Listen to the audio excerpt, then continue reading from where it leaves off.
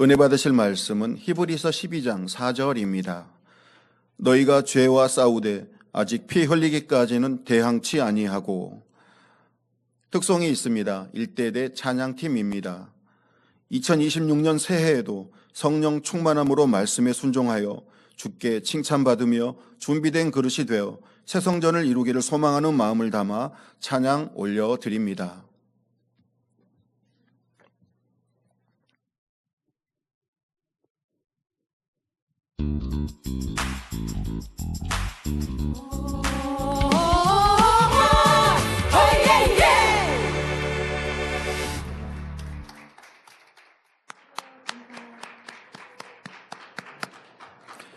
사랑하는 당회장님께서 틀린 문제 풀기 5번째 제하의 말씀 증거해 주시겠습니다. 특성으로 영광 눌려주신 1대대 찬양팀에 감사드립니다. 이 지역장, 조장 분들이신데 구역장님도 계신 것 같고요. 네, 열심히 하나님 일에 충성하시고 또 이렇게 모여서 찬양 연습도 하셔서 대대 모임에도 특성해 주셨는데요. 감사드립니다. 말씀에 들어갑니다. 사랑하는 성도 여러분, 지금까지 4시간에 걸쳐 성결의 방법을 구체적으로 설명했습니다. 먼저는 하나님의 말씀 안에서 자신의 죄악을 발견하되 삶에서 반복적으로 틀리고 있는 문제, 곧 현재 자주 드러나는 죄악을 찾아 공략할 것을 말씀드렸습니다. 성결은 말씀과 기도로 이룰 수 있기에 죄악을 버리기 위해 매일매일 간절히 기도해야 합니다. 그런데 기도할 때 막연하게 해서는 변화가 더디고 구체적이고 세밀하게 자기의 잘못을 인정하며 기도해야 한다 했습니다. 짜증이 많을 때 짜증 버리게 해주세요로 기도하는 것보다 내가 어떤 때 또 누구에게 짜증을 내고 있는지 살폈다가 그게 여러분들의 그냥 기도문이 되는 거예요. 아버지 하나님, 제가 왜 남편과 아내와 이렇게 불편하고 짜증을 내고 있는지 이거 고치게 해주세요. 그런데 보니 남편이 제가 원하는 대로 안 해주니까 제가 짜증을 내네요. 이게 저는요, 사실 말씀을 들으면서 저를 발견했고요. 또 기도하면서 이게 깊은 궁구가 되어줬습니다. 궁구하는 건 여러분들 연구하듯이 연구하는 거라고 말씀드리지 않았습니까? 내 마음, 내 속 깊은 것을 연구하는데 생각으로 하는 것보다 저는 기도하면서 지금같이 아버지 제가 왜 이렇게 이럴 때 짜증이 날까요? 하고 그리고 기도하다 보면 성령께서 그냥 제가 질문하고 제가 답하지만 그건 제가 하는 게 아니라 성령님께서 마음을 주관하시고 입술을 주관하셔서 깨우침도 주시고 저도 돌아보게 하시고 또 마음을 해부하는 기도를 하게 해주십니다. 그래서 아버지 제가 누구랑 그렇게 왜 그 사람에 대해서는 제가 이렇게 짜증이 날까요? 여쭙기도 하고. 근데 그렇게 기도하다 보면 왜 짜증이 나느냐? 상대가 내 마음처럼 안 해주니까. 그런데 아버지 제 마음처럼 안 해준다고 짜증 내면 그게 옳은 거 아니잖아요. 그거는 제 유익을 구하는 저는 짜증 내는 사람입니다. 짜증이 많은 사람입니다. 결국 여기까지 도달합니다. 그러니까 누구도 어떤 환경도 조건도 이유될 게 없어요. 그냥 제 안에 짜증이 많은 거예요. 그러니 아버지 저 이 짜증 버리고 싶고요. 이거 안 하고 싶은데. 더더욱 제가 그 상대에게 이런 이유로 짜증내고 있는 것 이제 실생활에서 고칠 수 있도록 도와주세요. 이렇게 세세히 기도하라는 것입니다. 이렇게 기도하면 더 간절한 기도도 할 수 있고요. 또 기도 후에도 그 상황들을 생각하며 자기를 지키며 악을 다스리기가 쉽습니다. 구체적으로 기도했던 것들이 여러분 기도를 간절히 하다 보면요. 그 간절한 기도가 내 마음 머릿속에 떠나지 않아요. 기도가 끝나도. 이게 뭐 한 번, 두 번 간절한 기도가 아니잖아요. 우리 때로는 기도하다 보면 매일 같은 기도를 하는 것 같을 때가 많이 있으실 거예요. 교회를 위해 기도해도 성전 건축을 위해 기도해도 여러분들이 새성 건축, 성전 건축 하면 한 어느 정도 기도하실 수 있습니까? 길게 기도하면 한 10분 정도 기도할 수 있나요? 그러면 10분이면 오늘은 앞에 5분의 내용, 또 다음 날은 뒤에 5분의 내용, 이렇게 나눠서 할 수도 있겠고, 어떤 분은 5분 우리 성전 건축을 위해 5분 시간을 드린단 말이에요. 나는 5분이 다 꽉 채운 5분이에요. 기도 내용이. 그러면 매일매일 그 기도를 해요. 그런데 아버지는 왜 응답 안 해주실까 할 것도 아니고, 그 기도가 쌓이고 쌓여서 응답의 때가 될 때의 열매로 드러나는 것인데, 같은 기도하니까 재미없거나, 아니면 같은 기도하니까 무의미한 게 아니라, 같은 기도를 하더라도 여러분들이 간절하게, 뜨겁게 기도하는 것을 하나님은 원하시는 거예요. 식사는 하루 2끼 내지 3끼, 뭐 어떤 분은 간헐적 단식으로 한 끼 드신다고도 해요. 먹어도 안 질리잖아요. 같은 거 먹어도 맨날 맛있잖아요. 그런데 같은 기도? 그런 생각하실 필요 없어요. 오늘의 기도의 양인 거예요, 내가. 오늘 그 기도가 쌓이고 매일매일 내가 해야 할 기도는 매일매일 해가면서 그러고 그것이 능력이 되어져서 변화가 되는 것이지, 오늘 기도했으니까 내일 달라진다면 뭐 내일 굳이 안 해도 되겠지만 그게 아니거든요. 내일 달라진 것도 잠깐 참아지는 거지 온전히 버려지기까지는 기도가 쌓이고 쌓이는 것이니, 똑같은 기도를 하여서 대충 해서는 아니 되고, 간절한 기도를 올리고 나면 간절한 기도가 생각과 마음에 남아서 삶에도 적용되기 쉽습니다. 그런데 사실 많은 분들이 그렇게 생각합니다. 기도했으니 자고 일어나면 마음의 죄악이 버려지고 선을 행할 수 있으리라고 바라지요. 하지만 그렇지 않습니다. 기도하여 자신의 죄악을 인정하고 버릴 힘을 얻었으니 이제는 적극적으로 행하는 노력이 있어야 합니다.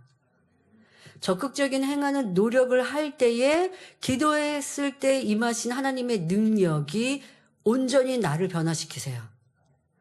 자, 하나님께서는 출애굽한 2세대, 출애굽한 1세대가 광야에서 40년의 연단을 받고, 그 자녀의 세대인 출애굽 2세대가 이제 여호수아를 앞장서서 가나안 땅을 향해 진군합니다. 맨 앞에 놓여진 문제, 이제 모세 선지자와 함께 할 때까지는 막바지 전쟁까지 했고, 그 다음에 이들이 여호수아를 선두로 이 출애굽 2세대가 믿음과 순종을 행할 그 첫 번째 관문이 범람하는 요단강입니다. 범람한다는 건 강에 물살이 세서 강이 넘칠 정도라는 겁니다. 자, 이러한 강에는 수영 잘하는 사람도 안 들어가요. 이 바다에 파도가 심하게 칠 때 나는 안으로 수영을 하는데 이게 밖으로 빠져나오기도 하고, 밖으로 나가고 싶은데 점점 안으로 들어가기도 하죠. 이 파도의 물살이라는 게 사람의 의지와 상관없이 끌어갑니다. 그런데 범람하는 강도 마찬가지죠. 위험합니다. 쓸려 내려가게 되고, 저 앞으로 가려고 하는데 방향이 다른 데로 움직이게 됩니다. 자, 그런데 그 범람하는 요단강에 무거운 법궤까지 메고 지금 그 강에 들어가라고 하나님은 명령하십니다. 자, 하나님의 그 명령을 받은 여호수아는 지금 백성들 앞에 말씀할 때에 그 12지파의 대표된 이들이 그대로 순종합니다. 자, 하나님은 이미 준비를 해 놓으셨어요. 요단강의 흐름을 멈춰서 지금 백성들이 건너게 해야지. 자, 이것을 준비해 놓으셨어요. 딱 세팅해 놓으셨어요. 자, 그런다 할지라도 백성들이 순종하여, 백성에 앞서 입는 그 지파의 머리들이 순종하여 법궤를 메고 그 흐르는 강에, 범람하는 강에 발을 내딛어 들어서지 않으면 하나님의 역사는 나타나지 않죠. 그런데 순종하여 발을 내디뎠습니다. 그랬더니 위에서 내려오던 물이 멈춥니다. 그러면 지금 있었던 물은 빠져내려가죠. 자, 그리고 그들은 그 법궤를 메고 그 요단강에 서 있어야 돼요. 백성들이 다 지나갈 때까지. 자, 이러한 순종의 행함이 있을 때 하나님은 역사하시거든요. 기도도 여러분들이 했습니다. 그럼 하나님은 버릴 능력, 성령님은 우리가 진리를 행할 은혜를 주실 준비를 해 주셨어요. 그 가운데 삶에서 여러분들이 적극적인 선을 쫓고 진리를 쫓고자 하는 행함이 있다면 우리의 기도에 성령의 능력이 합하여져서 아름다운 열매로, 변화의 열매로 나올 수 있습니다. 여러분의 삶에서 죄악에 대해 경계하며 반대되는 선과 진리를 행하기 위해 힘써야 하는 것입니다. 오늘은 그 행함에 대해 말씀드리겠습니다. 지금까지도 말씀드렸는데요. 그 말씀의 행함의 끝에 어떠한 행함을 하면 좋은지 말씀드리겠습니다. 성결이 어려워서 안 된 것이 아니라 본문에 히브리서 12장 4절에 너희가 죄였사오되 아직 피 흘리기까지는 대항치 아니하고 하신 대로 힘써 행하지 않아서임을 깨달아 이제는 더 간절히 열심히 성결을 향해 달려가는 성도님들이 되시길 주님의 이름으로 기원합니다. 사랑하는 성도 여러분, 틀린 문제를 정답으로 쓰기 위해, 다시 말해 죄악을 버리기 위한 구체적이고 적극적인 노력은 틀린 문제에 대해 선한 말과 행동, 생각은 무엇인지 정답을 써보는 연습을 하는 것입니다. 자, 틀린 문제를 찾았던 것은 뭐가 죄다, 뭐가 악이다. 내가 이렇게 생각하면 안 되지. 그러니까 뭐 나쁜 생각, 아니면 육신의 생각, 비진리의 생각, 아니면 부정적인 생각, 염려, 근심, 걱정. 이거 안 돼. 잘못됐어. 이거는 죄야. 이거는 악이야. 이게 틀린 문제를 찾는 것이었고요. 찾았다고 하면 구체적으로 내가 어떨 때 자꾸 틀리는지. 그러니까 이거는 틀린 거에 대한 여러분들의 복습이었습니다. 자, 이제는 예습을 하는 거예요. 예습. 예습이 뭐냐? 다음에 행동할 것을 어떻게 행동하는 것이 선과 진리일까를 미리 생각해보는 예습의 차원인 것입니다. 자주 틀리는 상황과 사람에 대해 인정하고 문제를 알았다면 불같이 기도하여 성령의 도우심을 구합니다. 여기에 더 적극적인 노력, 바로 틀린 것과 반대인 정답을 궁구하는 것입니다. 잘못에 대해 회개만 하고 다음에는 그러지 말자 생각하는 것으로 그치지 말고 틀렸던 때 어떻게 말하고 행동하는 것이 선과 진리였는지 틀린 후에라도 구체적으로 생각하라는 것입니다. 자, 기뻐해야 되는데 짜증냈어요. 자, 아니면 기뻐해야 되는데 기뻐하지 못하고 내가 좀 그냥 묵묵부답 아니면 인상을 쓰거나 순간에 염려 근심이 들었어요. 자, 그러면 이때 이렇게 진리로 변화되고자 하시는 분들은 아차, 기뻐하라고 하셨는데 기뻐하지 못했구나. 자, 이게 틀린 문제를 찾은 거죠. 그 다음에는 내가 왜 이렇게 진리의 말씀을 듣고도 기뻐하지 않지? 그럼 내가 어떤 때 이러한 모습들이 많이 있었나? 라고 이제 살펴보면 내가 하고 있는 일에서 좀 이 일이 너무 분량이 많다고 보는데 또 어떤 일을 오다가 온다든가 이럴 때 기뻐하지 못하고 좀 짜증스러웠거나 아니면 불평하는 이런 생각과 마음이 들었단 말이에요. 나는 일이 과하게 주어지면 기뻐하지 못하는구나. 이렇게 이제 자주 틀리고 있는 상황을 여러분들이 정형화시킨 겁니다. 이때 내가 자주 이렇게 틀리는구나. 자, 요렇게까지 지금까지 말씀드렸어요. 그리고 이거 붙들고 매일매일 기도하면서 또 삶에도 그런 비슷한 상황들이 또 주어질 때 그때를 좀 미리 대비하시라라고 말씀드렸어요. 그런데 거기에서 더 나아가서 자, 그렇게 내가 틀렸을 때 틀렸구나까지 하시면 안 되고요. 이럴 때 어떻게 말하고 어떻게 표정을 짓고 어떻게 생각하는 것이 바람직했을까? 이렇게까지 더 나아가서 생각하시라고요. 일이 나한테 많이 주어졌다고. 나 또 나한테 일 시키네? 하고 짜증을 낼 것인가? 이게 얼마나 어리석은가? 어차피 하라고 하면 해야 하는데 이왕 할 거면 기쁘고 감사하게 하는 게 일의 능률도 좋고 아버지 하나님이 나를 보실 때도 더 기뻐하실 거고 이게 바로 내가 기뻐하지 못하는 틀린 문제를 고치는 것이지 내가 지금 잘할게요. 해볼게요. 할 수 있어요. 노력하겠습니다. 이렇게 긍정적으로 얘기했어야 했는데 하고 틀린 것과 반대의 정답을 궁구하는 것입니다. 이것이 틀린 것에 대한 여러분들의 선과 진리, 하나님이 기뻐하시는 것을 미리 예습해 보는 것입니다. 자, 지난번에 예를 들어드린 것이 있는데요. 퇴근 후 식사 준비가 늦어서 짜증을 내는 성도님에 대해서 말씀을 드렸습니다. 자, 그런 성도님이라면 그 상황을 생각하면서 선한 말을 만들어 보는 것입니다. 자, 지금까지는 내가 집에 와서 짜증을 내는데 어떨 때 자주 짜증을 냈지 봤더니 퇴근 후에 배가 너무 고픈데 밥상이 딱 내 맘처럼 안 차려졌을 때 짜증을 냈다. 이걸 여러분들이 찾아냈단 말이에요. 그리고 기도했단 말이에요. 근데 거기에서 더 나아가서 이럴 때 내가 어떻게 대꾸하고 어떻게 반응을 보일 때 배우자에게도 편안함이 되고 또 나도 짜증이라고 하는 이 악을 버릴 수 있을까라고 생각하자는 것입니다. 자, 생각해 보죠. 자, 다음에는 짜증을 내지 말고, 자, 이거 우선은 짜증 내지 말고 어떻게 말하는 게 좋을까? 이제 아내가 밥상을 차려주셨을 텐데 늦었단 말이에요. 그럴 때 남편이 오늘 당신 좀 바빴나 보네? 아니, 어차피 늦게 밥상이 차려줬는데. 아니, 또 밥상 늦게 차려놨어? 내가 그렇게 배고픈 거 싫다고 했는데? 그러면 나도 기분이 더 상해요. 아내도 힘들어요. 그러지 말고, 짜증을 내가 다스리고, 오늘 좀 바빴나 보다. 일이 되게 시간이 되게 촉박했나 봐. 아니면, 나 오늘 되게 맛있는 거 해주려고 이렇게 좀 식사 준비가 늦었나? 웃으면서. 너무 멋진 남편 아닙니까? 그죠? 내 남편이. 와, 오늘, 만약에 반찬이, 나는 고기 반찬을 좋아하는데 반찬이 야채 반찬이에요. 야, 우리 오늘 어디 이렇게 놀러 피크닉 왔나? 풀이 많네. 좀 하고 싶은 말도 좀 돌려서도 하고.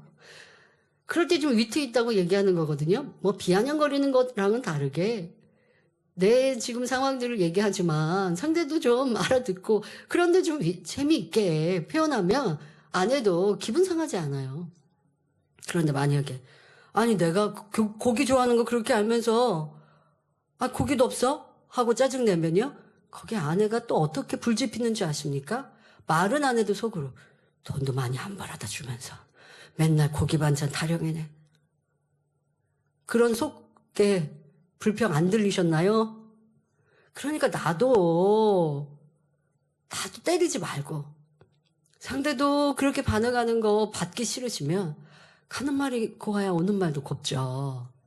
그리고 이거는 사람 사이에서도 꼭 필요한 관계지만 여러분들이 하나님 앞에 더 선과 사랑으로 이루어 가려면 자, 우리가 입술 지키는 거 큰 자다고요. 온전한 자가 된다고요. 입술 안에서 이 입술의 말로 사람 안에 불편하고 힘들고 상처받고 괴로워져요. 이 말부터 고치시면 얼마나 좋겠습니까? 마음 안에는 이 악이 감정이요. 말로 많이 표현되거든요. 또 표정으로도 표현이 나오거든요. 이런 것들을 여러분들이 어떻게 해야겠다. 자기를 만드시라고요. 자, 이렇게 고운 말로 다음에는 말해야지. 지금은 못했어요. 지금 확 짜증내놓고 또 말 바꿔서 할 수는 없잖아요. 아차 했어요. 그렇게 아차하고 짜증냈구나 하고 그냥 넘기지 마시고 지금 생각하실 수도 있겠고 또 기도하고 생각하실 수도 있겠고 여러분 삶에서도 좀 자주 생각해 보세요. 왜? 내가 짜증을 이런 상황에 많이 나더라 라고 하는 1, 2, 3, 4, 5 짜증에 나에게 짜증 자주 나는 1, 2, 3, 4, 5 상황이 있잖아요. 그 상황을 평상시에 생각하면서 다음에 이런 일이 있을 때는 내가 이렇게 말하고 이렇게 행동하는 게 더 좋겠다. 이렇게 선도 진리도 사랑도 연습해 보는 거예요. 예습이죠. 이렇게 해보는 거예요. 자, 이런 여러분들의 생각 또한도 적극적인 노력이 되는 것입니다. 자, 그런데 이때요. 내 편에서 불편한 것만 생각하면 절대 선한 말과 생각을 할 수 없습니다. 자기 위주로만 생각하면. 근데 우리 인생이요. 자기를 너무너무 사랑합니다. 누가 나한테 조금 불편한 말 해도요. 상처받았다고 하고요. 괴로워하고요. 저 사람이 나를 없이 여긴다고 하고요. 해요. 근데 그런 마음은 너무 작은 마음입니다. 이기적인 마음이요. 자기 위주의 마음이죠. 진리는 상대에게 섬겨주는, 상대를 위하는 이런 마음입니다.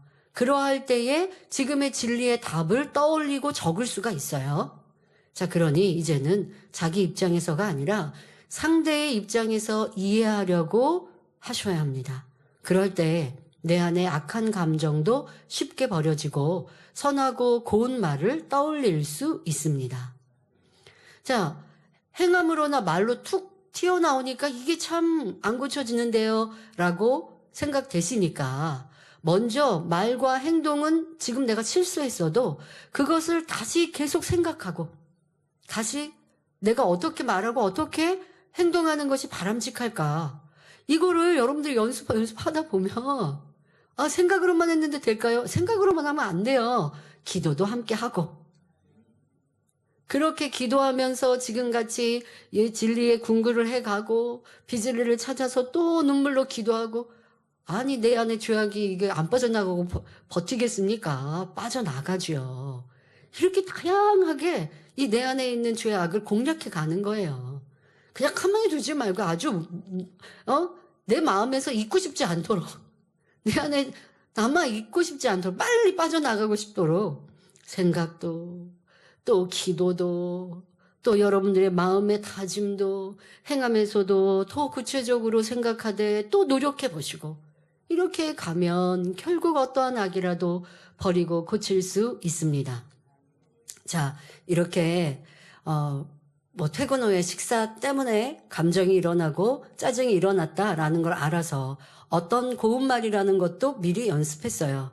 자, 그렇게 생각할 때 그때만 하고 또 마치시면 안 돼요. 저는 어떻게 하냐면요, 내가 그런 상황이 혹시라도 벌어질 수 있을 때 미리 또다시 생각해요. 그러니까 그 전에도 생각했지만 그 전에 내가 그렇게 말하면 안 됐어, 이해해야 됐어, 더 고운 말을 해야 됐어 라고 정답을 한번 써보는 연습도 해봤지만, 오늘 내가 그 사람을 만나게 되기 전 다시 또 연습을 하는 거예요. 그러니 퇴근하시는 분들, 퇴근하는 차에서 혹시 오늘 저녁 식사가 준비가 늦어져도 오늘은 화내지 말고 차분히 기다리자라고 생각하고, 또 앞서 말씀드린 이런 선한 말과 행동을 미리 머리로 시뮬레이션 해보는 거예요. 연습해 보는 거예요. 이러한 노력이 반복되면 결국 마음의 악도 빨리 버려지고 진리를 행하는 것도 쉬워집니다. 다른 예를 들어보겠습니다. 상대가 짜증스럽게 말하니 기분이 상합니다. 기도하면서 감정 상하지 말자 생각만 하면 변화가 더딥니다. 기도도 했죠. 아버지, 저는 감정 버리게 해주세요 라고 기도도 했어요. 그리고 평상시에 생각도 한다는 거예요. 야, 감정 상하면 안 돼. 그건 작은 그릇이야. 상대가 뭐라고 해도 그냥 평안하자. 그러니까 틀린 것만에 대해서는 열심히 생각했어요. 그런데 그렇게만 하는 것으로는 변화가 더뎌요. 더 구체적인 노력이 필요합니다. 바로 상대를, 짜증하고 불편케 나를 하는 그 상대를 편하게 하기 위해 어떻게 말하고 행동하면 좋을지 선한 말을 생각해 보는 것입니다. 자, 그러려면 더 구체적인 상황을 떠올려 봐야 하니까 전에 있었던 불편했던 상황들을 떠올리면서 그때 내가 이렇게 말하고 행동했으면 좋았겠다 하고 선한 답을 써보는 것입니다. 여러분, 우리가 만나는 상황과 일들은 참 비슷해요. 그리고 혹간 처음 당한 일이어도 지금 같은 훈련을 해보시면 선을 더 채워가고 선한 답을 쓰는 것이 정말 많이 쉬워져요. 그런데 반복되는 상황에 이걸 하면요, 여러분들의 마음을 진리로 채워가는 건 더 쉽지요. 그런데 회개 기도만 하시고 말면 행하려고 하는데 잘 행해지지가 않아요. 학생들이 예습 복습이 중요하다고 하는 거 정말 중요한 것처럼 여러분도 이거 예습을 하는 거죠. 전에 틀렸던 거 다시 풀어보고 어디에서 왜 틀렸는지 찾아냈고 그 다음에 어떻게 풀면 좋겠구나. 이게 선한 말과 행동을 여러분들이 써보고 생각해 보는 것. 이거 얼마나 재미있는 훈련입니까? 이렇게 신앙생활을 하는 거예요. 그러면서 상대를 사랑하기 위해서 힘써 기도해야 하는 것이죠. 자, 그런데 때로 그 사람의 성격이 모나고 거칠어서 다른 사람을 힘들게 하는 사람일 수도 있습니다. 그래도 우리는 주님의 사랑으로 이해하고 품을 수 있는 사람이 되어야 하기 때문에, 그래야 큰 그릇이요 주님 닮은 사랑의 사람이 되기 때문에 이런 훈련들을 하는 거예요. 그러니 상대가 어떠하든 탓하지 마시고, 혹여 악한 상대여도 나는 어떤 선과 사랑으로 대하는 것이 진리일까를 궁구하시기 바랍니다. 자, 저는요, 가끔 이제 일꾼들을 대할 때, 업무를 이렇게 처리하거나 할 때, 이거 잘못됐다고 권면을 하거나 지적을 했어요. 그런데 일꾼들 중에는 이게 변명을 하는 경우들이 있죠. 우리가 사람이 참 변명이 많습니다. 그래서 변명을 하다 보면 저도 말이 길어지죠. 그럼 말이 길어지면 좀 불편한 말이나 불편한 내색의 말. 처음에는 이렇게 조그맣게 얘기했다가, 점점 얘기하다 보면 목소리가 조금은 더 커지게 끝나버렸어요. 어차피 제가 더 어른이다 보니까 일꾼들이 예, 알았습니다 하고 대화를 끝냈어요. 그렇다고 그냥 넘어가지 않습니다. 제 마음, 제 말과 저를 돌아봅니다. 지금 내가, 목소리가 커졌나? 아니면 그냥 그 목소리였나? 제 성격은 좀 목소리가 시간이 지나면 좀 커지는 목소리거든요. 그러니까, 그럼 내가 감정이 나온 거야. 이걸 발견해야죠. 그럼 목소리가 커진 건 그때요. 자기 입장에 생각하면요. 어떻게 생각하고 변명하느냐. 아니 저 부하 직원이 자꾸 변명하니까 내가 말을 길게 했고, 그러니까 내가 목소리가 커졌지. 이런 사람은 정답에는 거리가 점점 멀어져요. 이거 궁구라고 할 수가 없어요. 그냥 자기 입장에서 변명하고 있는 거예요. 이렇게 말고, 그래, 내가 목소리가 커진 건 내 마음에 그 상대가 자꾸 변명한다고 불편한 마음이 순간 드니까 계속 말을 해야 됐고, 그러니까 목소리가 커졌지. 그러면 저는 어떻게 다음에 기도하는지 아십니까? 아버지 하나님, 상대방이 변명해도 저는 목소리가 커지거나 감정 상하지 않게 해주세요. 이렇게 기도하는 거예요. 그렇다고 아무개 일꾼이 이렇게 기도할 필요는 없어요. 저에게 딱 정립하는 거죠. 나는 상대방이 내가 권면하거나 지적을 했는데 변명을 하면, 그러면 나도 기분이 상하구나. 그러니까 목소리가 커졌구나. 불편해졌구나. 이걸로 남기는 거예요. 누가 뭐 어떻게 했다가 중요한 게 아니라 내가 왜 틀렸는지를 찾는 거죠. 그러면서 기도하는 거죠. 아버지, 제가 이러한 모습들 너무 작은 마음입니다. 없어야 합니다. 고쳐야 합니다. 라고 기도하고요. 그리고 그때 그 상황들을 다시 떠올려 보면서, 그래, 일꾼들도 자기 입장을 말할 수 있지, 말하고 싶지. 그러면 내가 한두 마디 더 설명하고 그 다음에는 그냥 물러서자. 그리고 또 설명해야 될 일 있으면 서로 어떤 불편한 일이 없을 때, 이럴 때 설명해 주자 라고 한다든가, 아니면 더 시간이 지나고 나니까 지금은 좀 불평하거나 상대방이 어떤 변명을 했어요. 근데 저는 거기에 맞춰서 선과 진리로 감정 없이 설명했어요. 근데도 상대방이 또 거기에다가 한마디 더 변명을 해요. 그러면 이제는 끝내죠. 더 이상 거기에서 더 말 안 해요. 그런데 시간이 지나고 나면 깨우쳐 주시더라는 것입니다. 상대에게 성령님께서 제가 끝까지 진리를 쫓을 때, 근데 제가 끝에 감정이 일어났고 목소리가 커졌으면, 그러면 성령께서 그 사람을 깨우쳐 주시기에는 시간이 걸려요. 근데 성령님이 내 편이 되어주시고, 또 내 원하는 내 마음의 선을 쫓아서 도움을 주시려면 상대 안에 내가 짜증스럽게 말 안 해도 깨우침을 주시면 되는 거거든요. 내 환경과 조건을 따라 또 깨닫게 해주시더라고요. 그러면 나도 변화되고 상대도 변화된 것이죠. 이것이 100점인데 그러하지 아니하고 자꾸 내 편에서만 또 잘못을 알기는 알아서 회개한다고 하지만 어떻게 말하고 목소리를 줄여야 되는지, 아니면 내가 내 마음이 그 사람에게 불편했는지, 또 변명하네, 이런 생각과 마음이 있었던 것도 깨닫지 못하고 넘어갔는지, 자, 이러한 것들을 여러분들이 궁금하고, 그리고 내가 다음번에는 또 변명하는 그에게 알았어요, 우리 잘해봅시다 하고 좋게 마무리하고, 그 다음은 아버지 앞에 기도하고, 어떻게 선으로, 사랑으로, 진리로 내가 끝까지 대화할 것인가, 이것을 궁구하라는 것입니다. 자, 이때도 영의 생각으로 답을 쓰셔야 되고 그 영의 생각으로 궁구하는 것을 자주 해보시다 보면 더 곱고 선한 말과 행동이 떠오릅니다. 무슨 말이냐? 처음에는요, 내가 불편했어요. 불편했는데 한쪽 마음에서는 아유, 상대가 변명하니까 나도 목소리가 커졌잖아 하고 자기 합리화, 내 입장에서 생각합니다. 그런데 또 기도하는 사람이니까 아니지. 상대가 변명한다고 내가 또 목소리가 커졌으면 이것도 짜증이지. 자, 이렇게 깨달아요. 그러니까 궁구하는 것도요, 점점점 점수가 높아지는 거예요. 처음에 궁구할 때는요, 아무리 궁구해도 점수가 낮아요. 자기 편, 자기 위주로만 생각해요. 그런데 기도하고 또 진리를 듣고 진리로 또 생각하고 같은 상황도 또 생각하고 생각하다 보면 더 선한 말과 선으로 이해할 수 있게 되는 능력이 커져요. 처음부터 100점으로 할 수는 없어요. 스테반 집사가 돌에 맞아 죽어가면서 그들을 위해 중보기도 하는 것 참 아름답습니다. 처음부터 그리 할 수는 없어요. 그러니까 그렇게 되기까지 조금씩 선한 궁구, 진리의 답으로 또 생각하고 또 내 마음에 비진리가 조금 줄어드는 만큼 더 진리의 정답에 가깝게 써질 수 있어요. 그러니까 그렇게 계속 하세요. 자, 그리고 상대를 만나기 전 기도하는 마음으로 이번에는 기필코 정답을 써야지 생각하며 준비하는 것입니다. 여러분, 내 안에 있는 죄악이 내가 살아온 삶만큼 같이 살아왔어요.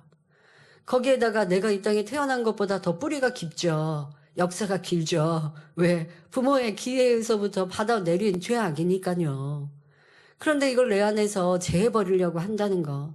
그냥 하루에 마무리 기도만으로는 여러분 개인 기도할 때도 뭐 1시간을 죄 버리기 위해서 기도하는 것도 아니죠. 또 그런다 하여 응답받는 것도 아니지만 하나님 나라를 위해 기도하는 게 우선이 되어야 하고요. 그렇게 우리가 기도하는 시간도 너무 부족한데 내 안에 자기화돼 버린 죄악이 그렇게 쉽게 빠져나가고 달라지지 않으니 이런 구체적이고도 세밀한 수고와 노력 끝에 변화의 열매가 이루어집니다. 자, 그런데 지금 말씀드린 이런 선의 답을 예습을 해보는 것도요, 생각처럼 잘 안 될 때도 있습니다. 왜냐면요, 준비한 상황과 다른 일들이 생길 수가 있어요. 그러니까 말씀드렸던 전에 상황 1, 상황 2, 이런 것들을 생각하고 거기에 내가 선과 사랑의 말들을 생각해 보았어요. 그런데 시작은 비슷했는데, 이게 진행 과정에서 보니까 뭐가 달라지는 거죠, 상황이. 바뀌는 거죠. 뭐 이럴 수도 있습니다. 또 우리 성도님들 중에는요, 내가 선한 말을 하면 상대가요 이제 변화되겠지 이렇게 기대하시는 경우가 있거든요. 근데 그거는 하루아침에 변화되지 않아요. 내가 선을 많이 쌓고 또 내 안에 어둠이 물러가고 내가 빛이 될 때 상대의 어둠도 하나님께서 물리쳐 주시게 되거든요. 그러니까 그만큼 내가 선한 사람이라고 인정받고 진리의 사람으로 변화되어야 상대도 내 가족도 환경도 바뀌게 돼요. 근데 나는 지금 이제 선을 궁구했어요. 와, 이렇게 말하면 되게 아름답겠다. 이렇게 말하면 화평이 이루어지겠다.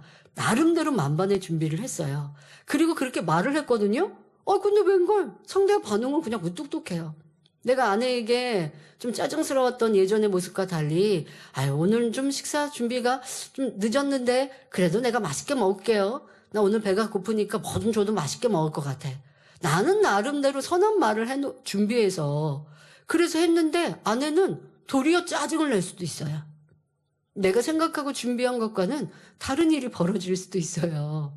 그러나 그래도 또 자기 마음을 돌아보고 기도하며 이때 그 달라진 상황 속에 또 어디에서 왜 틀렸는지 점검하고 다시 진리의 답으로 풀어보면 됩니다. 여러분들 이제 진리에 이렇게 정답을 쓰고 훈련하고 하는 구체적인 거를 이제 배워서 하고 있는데 내가 정답 한번 썼다고 모든 게 다 술술술술 풀리고 상대방이 싹 변화될 것 같다고요? 그렇지 않는 거예요. 엄마가 아이들이 방학인데 늦잠 자고 또 자고 일어나도 친구도 개키지도 않고 방도 지저분하고 방학이라고 오락만 하고 있고 그러면 이제 엄마가 하루 이틀 기다렸다가 점점 이제 이게 쌓이고 그리고 어느 날 큰 소리가 나올 수 있죠. 자, 그랬는데 큰 소리를 내고 내 마음이 너무 불편해요. 진리의 말씀 듣고 내가 큰 소리를 냈네 하고 틀린 문제를 이제 궁구해 봅니다.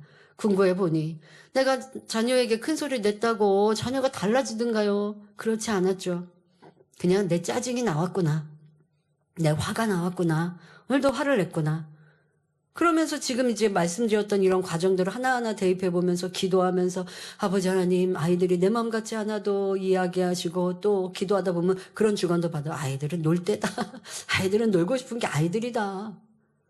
그래, 아이 때는 그런 거지. 그런데 아버지 제가 영 불편해서 이렇게 큰 소리 내고 짜증내고 자꾸 짜증스러워요. 그런데 그렇게 기도하다 보니까 자녀 때문에 짜증냈다고 했지만 내 안에 짜증이 많은 사람이었구나 깨닫게 되니 간절히 불같이 기도합니다. 자, 그리고 나서 그렇게만 하지 마시고 거기에다가 내가 아이가 지금 늦잠을 자도 어떻게 말하고 행동할까?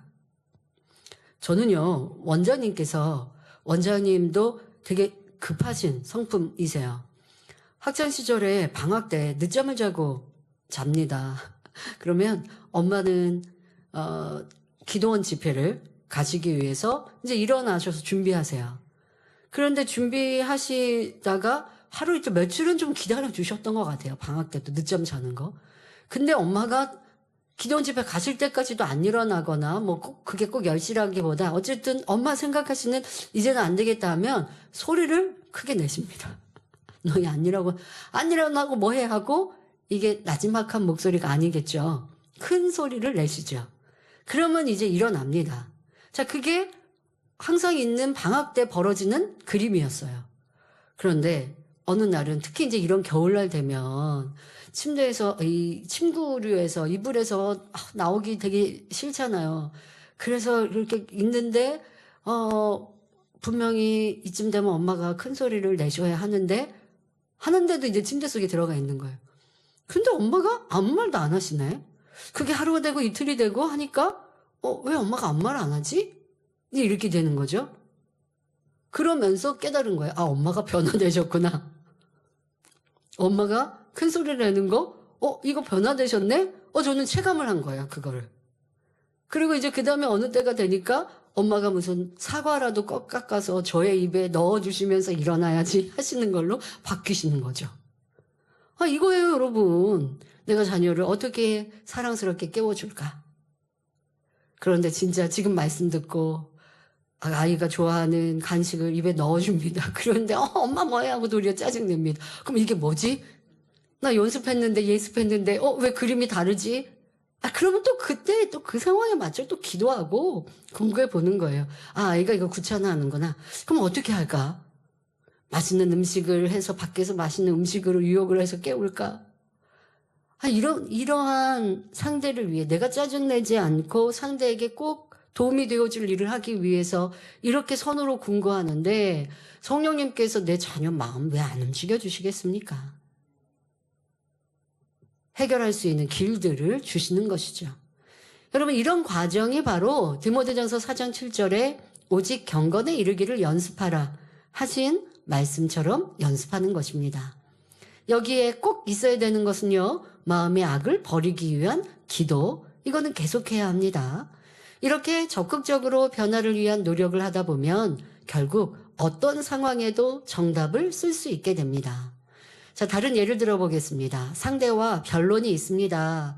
내 의견을 얘기했는데 상대는 나와 다른 생각을 말합니다. 나도 물러서지 않고 내 의견의 타당성을 말하니 상대도 자신의 의견이 더 옳다 주장했지요. 이렇게 서로의 의견을 주장함으로 변론만 계속하다 끝났습니다. 불편한 상황이 되었습니다. 기도합니다. 그러니 이건 뭔가 좀 잘못되었구나. 무엇보다 또 마음이 불편하면요, 이게 뭔가 틀린 게 있는 거거든요. 기도하니 깨우쳐 주십니다. 내가 한 걸음 물러서지 않은 잘못을 알게 되었습니다. 그리고 다음에는 그러지 말자 다짐했습니다. 자, 여기에서 더 구체적으로 힘써 노력하시기 바랍니다. 나의 의를 발견하고 상대를 무시하고 불편하게 생각하고 있는 것, 또 상대는 강한 사람이라고 정해놓고 그 의견에 귀 기울이지 않는 모습은 아닌지 살펴야 하지요. 그리고 이거는 이제 틀린 문제를 다시 다 풀어보는 과정이었습니다. 그래서 이러한 나의 잘못을 발견하는 거 필요합니다. 그리고 더 나아가서 상대의 의견이 악도 아니고 해로운 것도 아니니 상대의 의견에 맞춰주면 상대는 더 힘껏 일하고 충만해질 텐데 하며 선한 답을 생각해 보는 것입니다. 근데 이런 생각이요, 내 생각으로만은 안 돼요.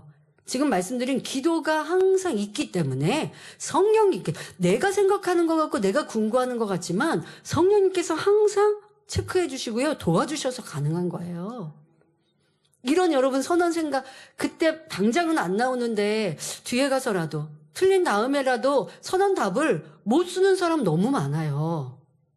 그거 틀렸는데요? 해도 변명 이유 되는 사람 너무 많고요. 선하게 답을 아무리 생각하려 해도 안 나와요. 그런데 깨어 기도하고 그래도 지금 같은 수고와 노력을 하면 성령님께서 떠올려 주시게 되지요. 그리고 뒤에 또 어떻게 잘 이렇게 진리의 답을 쓸 수 있는 또 한 가지의 방법도 있는데, 그렇게 행하면 여러분들도 내가 지금 마음에 담긴 선이 별로 없기 때문에 선한 생각을 하려고 해도 안 나오거든요. 그런데 하셔야 돼요. 하셔야 선의, 진리의, 사랑의 사람이 되는 것입니다. 또는 지금 의견의 차이 때문에 불편한 사람과의 관계입니다. 또 여러분들이 생각해 보셔야 되는 게, 나의 의견을, 내가 상대방한테 내 의견 얘기했어요. 얘기할 때, 또 상대방이 그와 반대되는 의견을 얘기했을 때 내 표정이나 말투는 어땠는지 깊이 궁금해 보아야 합니다. 그러니까 나는 무슨 의견을 얘기했어요. 그런데 사실 평상시에 내가 그 사람을 별로 탐탁치 않게 여겼다면요, 말을 하면서도 나도 모르게 무시하는 말을 하게 되고요, 내 표정도요 밝고 좋지 않을 수 있는데 그걸 몰라요. 그러니까 듣는 상대는 평상시에도 사이가 안 좋았는데 또 뭐 말을 하는데 난 무시하는 말을 하는 것 같은 거예요. 그러니까 상대방은 또 다른 말로 받아치죠. 그러니까 맨날 평행성처럼 불편한 관계가 유지되고 있는 거예요. 사람이 내 표정이 내가 안 보이잖아요. 상대방은 보고 있거든요. 근데 그 상대방이 보는 것도 판단인 경우가 많지만 어쩔 수 없잖아요. 상대방이 내 표정을 보면서 뭐 기분 안 좋아? 자, 여러분들이 이 표정도 말이 나왔으니 말씀드리죠. 야, 여러분들 표정이요, 누군가 자꾸만 나한테 뭐 안 좋은 일 있어요? 컨디션이 안 좋아요? 물어봅니다. 근데 나는 아니에요. 나는 아닌데 상대방이 자꾸 그런 얘기해요. 그러면 어떻게 해야 될까요? 내 표정이 좋지 않구나라고 인정해야 돼요. 나 아닌데요 할 게 아니라, 나를 보고 있는 건 상대방이지 내가 아니잖아요. 상대방이 보는 내 표정은 내 생각하는 거랑 달리 그렇게 좀 염려를 끼치고 있구나, 이걸 알아야 되는 거예요. 그럼 어떻게 해야 돼요? 이것도 고쳐야 되는 거죠. 제가요, 다니엘처럼 이렇게 인도하다 보면 어떤 분들은 찬양을 해도 그냥 무표정으로 찬양해요. 아무런 감동이 없어요, 표정 안에. 그래서 내가 너무 안 충만하게 인도하나? 라고 하는 생각이 들 수가 있죠.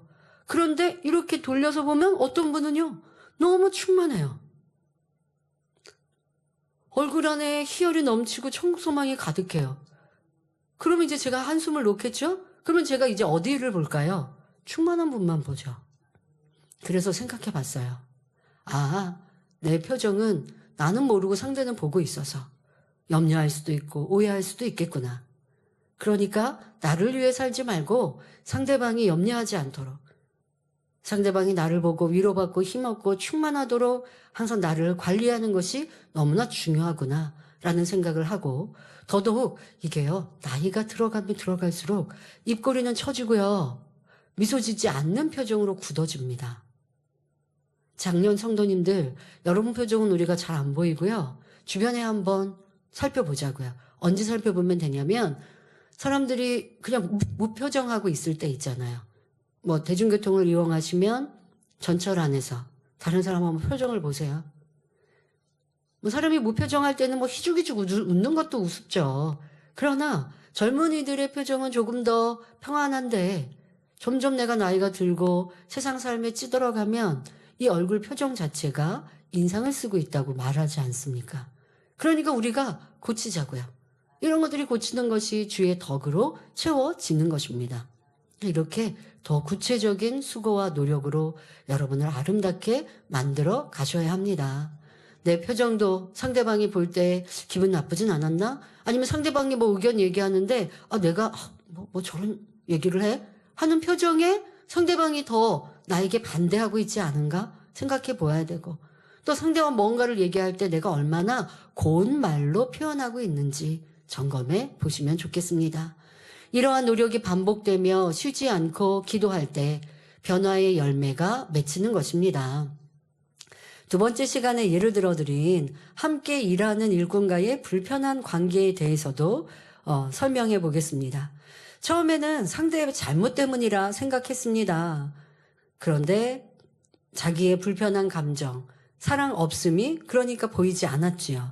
하지만 말씀을 듣고 기도하는 중 어떤 누구와도 화평해야 함을 들을 때 순간 내 말씀이다 감동받으며 자기의 잘못을 깨달아 변화되고자 기도합니다. 그러니 성령님께서 깨우침을 주십니다. 저 사람은 원래 말투가 툭툭거리는데 내가 오해했구나. 그렇다고 상대가 툭툭거린다라는 걸 무슨 정죄하는 건 아니고 보편적으로 보니까 말씀드린 것처럼 그냥 얼굴의 표정이 무표정한 거예요. 그런데 나도 모르게 그 사람이 왜 나한테만 이래? 이렇게 생각하고 있었던 거예요. 근데 그 사람은 그게 아니에요. 그냥 표정이 그래요. 그럼 내가 오해 안 하면 얼마나 좋은 관계가 되겠어요. 불편하지 않을 거 아니에요? 근데 내가 오해하고 있는 거예요. 그러니까 내 마음이 작아서 상대를 이해하지 못했구나라고 생각하는 것, 기도할 때 성령님께서 깨우쳐 주시는 것입니다. 그러니 소인배 같은 자신을 깨닫고 회개합니다. 이렇게 기도하니 상대방이 안쓰럽고 사랑스럽게 느껴집니다. 이것이 진리로 자신을 비춰보며 기도하는 성결의 노력이지요. 하지만 기도로만 그치면 다시 원래 불편함이 발동하여 상대의 거친 말투와 행동이 싫고 여전히 답답합니다. 어떻게 해야 할까요? 구체적인 선과 사랑, 진리의 행함을 생각해 놓는 것입니다. 정말 그런 경우가 있었습니다. 상대방이 말을 할 때 저를 계속 무시하는 것 같은 거예요. 나는 무시당한 일을 한 게 없는데 왜 저 사람이 나를 이렇게 무시하지? 라고 생각하면서 좀 불편한 시간을 가졌던 그런 이제 어릴 적이 있었습니다. 그런데 시간이 지나서 보니까 그 사람은 사람과 관계가 친해지면 그렇게 좀 말을 좀 하대하듯이 하는 경향이 있는 거예요. 그러니까 그것을 알고 나니까 내가 불편해 안 하면 되겠다라고 답을 내리게 됐습니다. 저 사람이 꼭 나를 무시해서 하는 말보다 그냥 어투가 그렇구나. 근데 그거에 내가 상처받을 이유가 없겠구나. 라고 딱 깨닫고 나니까 그 다음엔 그렇게 말하면, 근데 그렇게 들었고 기분을 상했던 게 습관이 되니까 거기에다 대고 내가 자꾸 대꾸를 했단 말이에요. 기분 나쁜 나도 말을 받아쳤단 말이에요. 그러니까 우선은 내 마음이 그 사람을 불편해하지 않는 것으로 틀린 문제를 찾았고, 그러면서 기도하면서 상대를 이해하려고 하니까 저 사람의 어투가 그럴 수 있겠구나. 그러니 내가 상처받지 말자라고 기도하고 깨달았습니다. 근데 거기서만 끝나고 나니까 맨날 나는 그렇게 회개는 하고 있는데 변화가 잘 안 되고 좋은 관계가 안 되는 거예요. 그러니까 또 말을 하면 상처 안 받는다고 해도 다음 단계가 진행이 안 되는 거예요. 사람이라고 하는 건 말을 했으면 상대가 무슨 말을 하면 내가 대꾸해서 이게 좋은 관계로 만들어가든, 아니면 상대가 짜증을 냈어도 내가 어떻게 받아서 반응을 하냐에 따라서 기쁘고 즐거운 관계로 바꿀 수가 있는 거예요. 그러니까 제가 원하는 건 이러한 더 선과 진리, 화평의 관계를 원하기 때문에 나만 불편하지 않으면 되는 게 아니라 내가 상대방의 마음도 녹일 수 있고 상대방과 더 화평하고 좋은 관계가 될 수 있기를 바라는데, 이걸 어떻게 해야 할까 하다 보니까 그러면 내 마음이 불편하지 않는 것만이 문제가 아니라 내가 그 사람에게 어떻게 선하고 좋은 말을 해서, 그래서 그 사람이 이제는 뭔가 만나면 툭툭거리거나 뭐 이렇게 하지 않도록 해주면 좋겠다. 그러면 어떻게 말하는 게 좋을까? 이 사람은 나한테 이렇게 말했는데 내가 어떻게 대꾸하는 게 좋을까? 이걸 궁금하게 된 것입니다. 예전에 어떤 모임에, 그러니까 저도 모임의 구성원이었을 때 어릴 적입니다. 그런데 구성원 친구 중에 자꾸 늦는 친구가 있습니다. 그런데 늦었는데 미안하다는 말도 안 하는 거예요. 뭐 상황을 뭐 대꾸라도 하고 좀 변명이라도 하고 그래야 되는데 없어요. 그냥 늦게 와가지고요.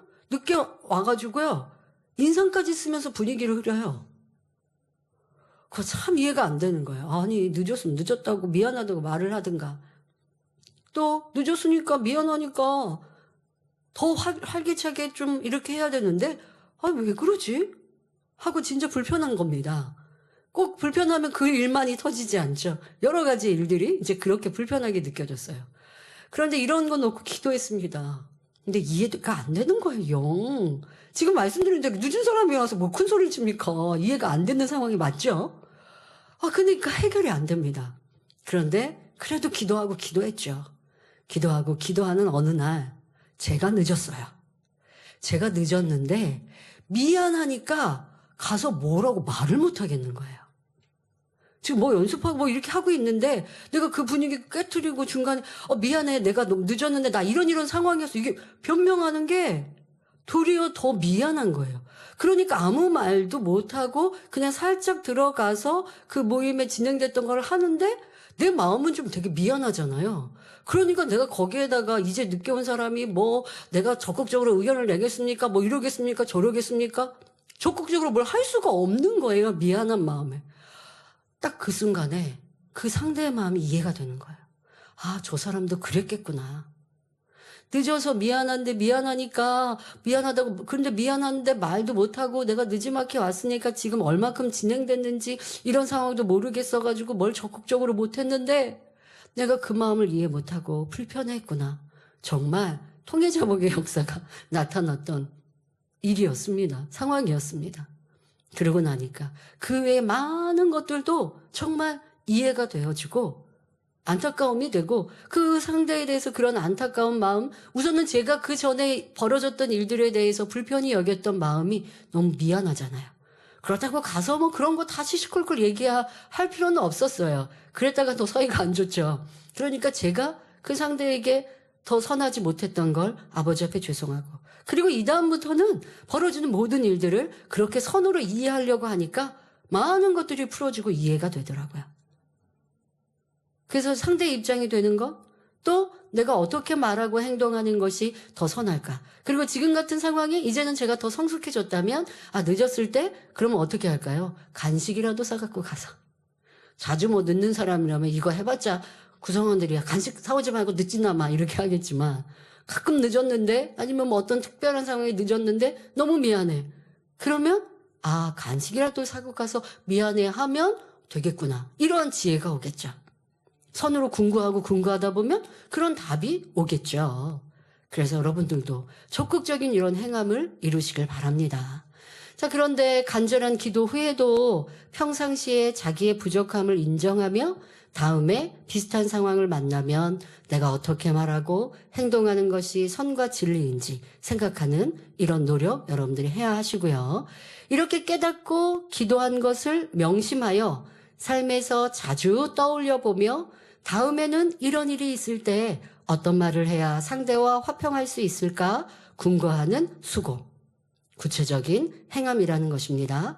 그리고 이러한 선을 대입하여 한 번, 두 번 행하면서 기도해 가니 이것이 반복되면 결국 선한 말을 내며 힘들었던 상대와 화평한 관계가 될 수 있습니다. 자, 이런 생각에 선의 생각과 예습도 한 번, 두 번 한다고 정답 써주는 거 아니에요. 여러 번 했는데 한 번 써줄 수 있어요. 근데 그때 굉장히 기쁘거든요. 그리고 나서 또 노력하는 거예요. 또 틀렸어도 또 하는 거예요. 이것이 습관이 되셔야 돼요. 습관이, 꾸준히 하는 습관. 변화돼도 계속 해야 돼요. 내 행동이 얼마만큼의 선이었을까? 더 깊은 선은 없었을까? 계속 이러한 습관들은 하나님의 형상을 담기 위해서 계속 해가야 하는 것입니다. 자, 그런데 자신의 잘못된 행동이나 생각, 비진리의 마음과 반대되는 선한 답, 정답을 떠올리기 위해서는 선의 지식이 있어야 합니다. 하나님이 원하시는 선이 어떠하며 사랑은 어떻게 행하는지 알아야 자기의 잘못도 정확히 깨달을 수 있고 반대되는 진리의 마음과 생각, 행함을 떠올릴 수 있지요. 그러기 위해 좋은 팁을 하나 알려드립니다. 자, 선한 생각 자꾸 하고 싶은데 내게 당한 어려움과 문제, 불편한 상대에게 선한 말과 행실이 어떠함을 떠올리고 싶은데 그게 잘 안 될 때 안 된다고 말씀드렸습니다. 진리가 없고 선이 없기 때문에. 그러니 믿음의 선진들, 주님의 삶과 자신을 비교하며 궁구하며 쉽게 선과 진리의 정답을 찾을 수 있습니다. 나를 험담하고 거짓으로 악한 말을 하는 사람이 있어서 슬펐고 힘들었습니다. 이런 모습이 계속된다면, 그러니까 내가 악한 말을 한 게 아니에요. 나는 그냥 듣는 상대가 나를 험담하고 난 가만히 있는데 그렇게 나를 미워하는 상대가 있을 때 그냥 내 마음이 슬퍼요. 힘들어요. 그런 상황이 되면 내가 주저앉아요. 열심과 충성이 식어져요. 나 잘못 없는데요? 하고 그렇게 계속 살아보세요. 믿음의 성장이 안 됩니다. 큰 마음 이룰 수 없습니다. 자, 그러니 이런 때 기도하면서 진리와 자신을 비교한다면 마태복음 5장 말씀이 떠오르지요. 마태복음 5장 39절 후반절부터 40절에 누구든지 내 오른편 뺨을 치거든 왼편도 돌려대며 또 너를 송사하여 속옷을 가지고자 하는 자에게 겉옷까지도 가지게 하며 했고, 마태복음 5장 44절에 나는 너희에게 이르노니 너희 원수를 사랑하며 너희를 핍박하는 자를 위하여 기도하라 하신 말씀이 떠오르면 나는 잘못 없는데 오해를 받았고 욕을 먹어도요 하나도 속상해지지 않는 거고, 속상한 내 마음이 심히 작은 마음으로 느껴지니까 회개는 누가 해요? 상대가 해야 될 것 같은데 아니요, 내가 하고 있더라는 것입니다. 또 다윗이 떠오릅니다. 사울 왕의 시기로 아무런 잘못 없는 다윗을 죽이고자 쫓아올 때에 다윗은 미워하지도 대항하지도 않았고 오직 선으로만 행했습니다. 이렇게 악을 행하는 사울 왕인데 그에게 아버지여 하더라는 것입니다. 해할 수 있는데, 죽일 수 있는데 절대 그래하지 않는 선을 쫓더라는 것입니다. 아버지가 너무 사랑하시니 왕으로 세우시고 높이시지 않습니까? 그럼 여러분들 이런 말씀 들으면 저는요 다윗처럼 안 높아지지 않아도 돼요. 그냥 슬퍼하고 힘들어하고 살 거예요. 그러시면 안 되겠죠. 다윗을 생각해서 내 마음이 힘들었던 거, 슬펐던 거, 저 사람 나도 같이 가서 싸우고 싶었던 마음, 이런 마음을 벗어버리고, 그리고 어떻게 말하고 섬길까?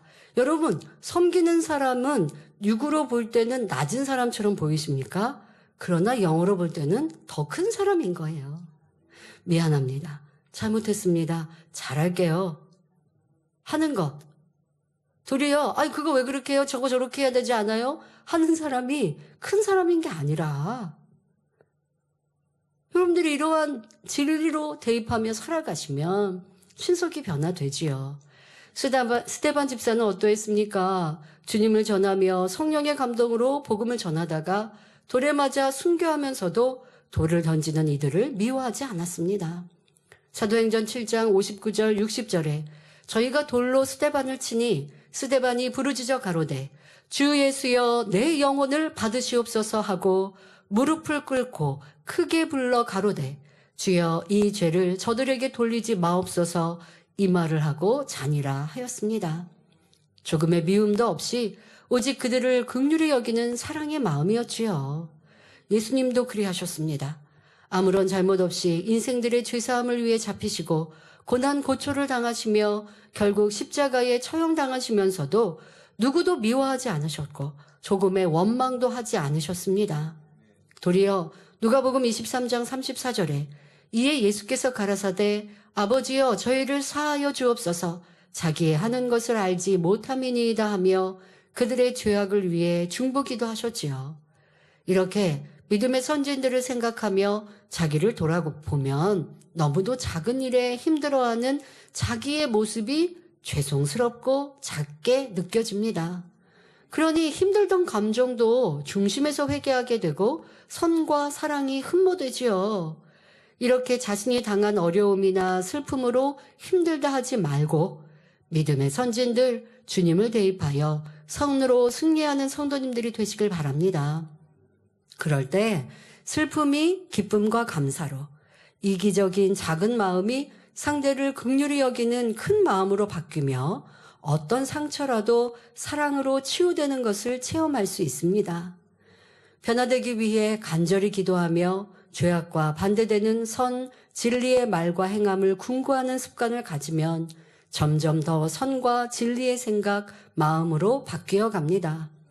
도무지 이해 안 되고 미운 사람이 있을 때 상대를 사랑하게 해주세요, 미움 버리게 해주세요, 기도만 하는 것이 아니라 사랑의 행함과 말은 어떠한지 구체적으로 생각해 보십시오.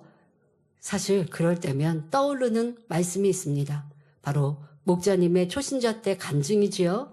7년 동안 병상에서 쌓인 미움을 성경을 읽으며 원수까지도 사랑하라는 말씀에 원수도 사랑하라고 하시니까 내가 미워했던 이 미움이 떠올랐어요. 그런데 도무지 이 미움을 버릴 수가 없으셨다고 하죠. 내가 7년 동안 병상에 누웠을 때 가족 일가 친척이 나를 박대했던 일, 나를 무시했던 일들, 그때마다 이것을 환으로 쌓아서 내가 낫기만 해봐라. 그럼 부자 돼서 갚아주리라. 이러한 한으로 쌓았으니 그것이 미움으로 굳게 자리 잡고 있었는데 하나님 말씀이 원수도 사랑하라 하시니까 이게 너무 어려운 일, 이걸 어떻게 해야 될까? 그런데 너무나 하나님을 사랑하셨던 원로 목사님은 그걸 붙들고 하나님께 기도하신 거죠. 하나님, 사실 저는 이렇게 큰 상처와 미움이 있습니다. 그런데 하나님 말씀은 사랑하라고 하시는데 어떻게 사랑할 수 있을까요? 도와주세요. 기도하신 겁니다. 그럴 때 성령님께서, 주님께서 바로 깨우쳐 주셨죠. 상대 입장이 되어봐라. 너의 처가의 입장이 되어봐라. 처가에서는 사랑하는 딸이요, 사랑하는 동생이 시집가서 결혼해서 남편이 자리 보존하고 누워서 이제는 그 내 딸, 내 누이 동생이 밖에 나가서 일을 하면서 가장처럼 병든 남편을 뒷바라지하고 살아야 할 때 그때 누가 사랑하고 누가 예쁘다 하겠느냐. 이러한 깨우침을 주시고 그럴 때 뭐라고 그랬어요? 내 여동생이 그런 상황이었으면 나도 좋아하고 사랑스럽게 보지 않았겠구나. 사위 아니면 사랑스럽지 않았겠구나 깨우쳐지니 내 안에 쌓았던 한이, 미움이 눅눅뚝 녹아졌다 하시죠. 자, 이런 말씀이 이제 기도하면서 떠오르는 거예요. 그러고 나니까 그럴 때 내가 당한 이해 못할 일도 눈 녹듯 사라지며 용서하고 사랑할 수 있게 되는 것이지요. 그러니까 여러분들의 상황에서는 안 되는 선과 진리, 성경 안에, 진리 안에 하나님의 사람들의 선과 사랑으로 답을 얻으시면 그러면 여기에 맺힌 이 얹혀있는 것이 쑥 내려가게 됩니다.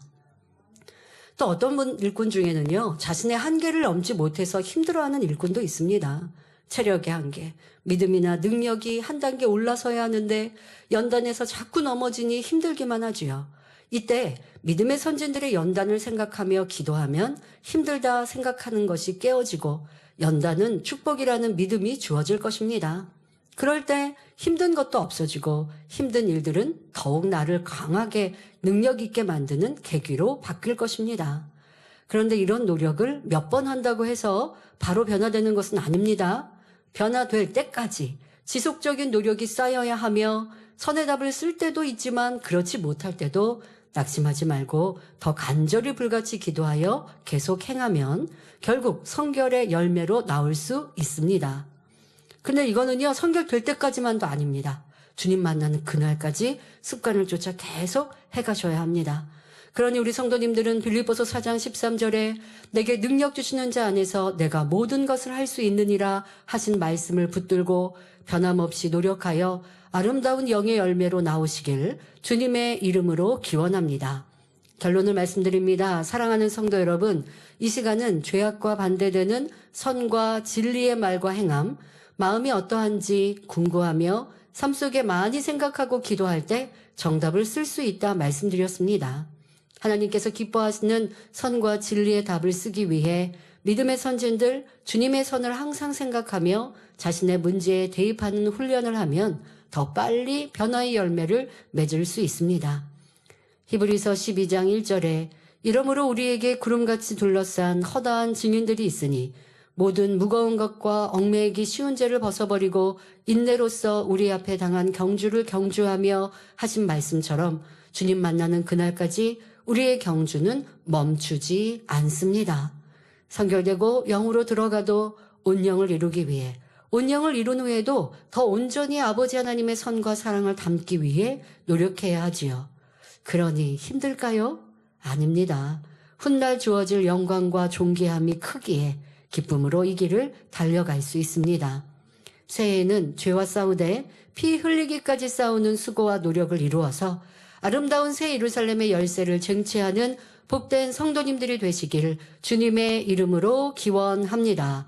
말씀 참고하시면서 함께 기도하겠습니다. 좋으신 아버지 하나님, 오늘은 틀린 문제 풀기 마지막 시간으로 우리가 틀린 문제에 대해서 반대 정답인 선과 진리의 말과 행실, 생각을 찾아보라, 연습해보라 말씀 주셨습니다.